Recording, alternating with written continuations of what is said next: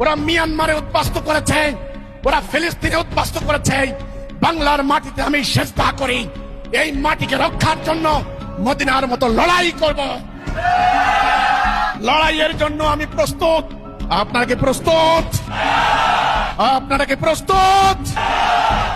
আমি বাংলার 16 কোটি মানুষকে আহ্বান করব, হিজবুত তাওহীদ সম্পর্কে অনেক মিথ্যা প্রপাগান্ডা চালানো হচ্ছে। আপনারা মিথ্যা প্রপাগান্ডা বিশ্বাস করবেন না।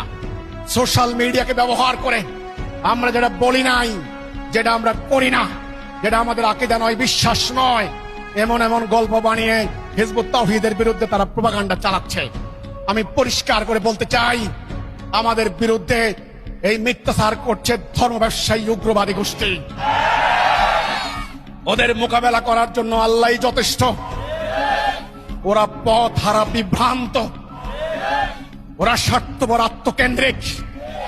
ওরা কোনোদিন আল্লাহর সাহায্য পাবে না। তোমরা আল্লাহর সাহায্য পাবে ইনশাআল্লাহ।